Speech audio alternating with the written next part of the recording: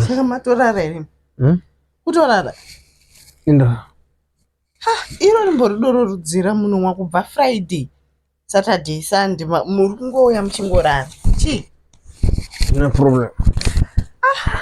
Mumboziva kuti ndiri kuda mwana iri? Mumboziva pressure ndiri kupiwa? None. Ndiri kungonzi hanzi ndiri kungodya kuita senge ndiri dora, handina chandiri kuziva. Makore ese andagara nemapana kana mwana ndozviitisa ndegere mwana.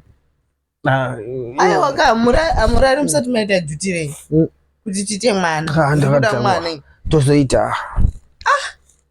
Makore ese aya muri kungoti tinozoita. Rini? Ona satero ni problem. Ona doro nozombonaka wangu. Zvekuti unotoziva hanzi chikabuta izvi pamwe ndikarudza ndipamusoro wavo.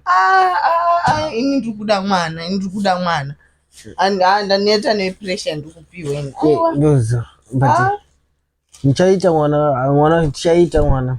Ndati mukai muite duty renyu. Saka tora ndofana kuita. Tinozoziva sekuti ndiani asiri kuita mwana. Yakarara. Mukai Tony, mukai.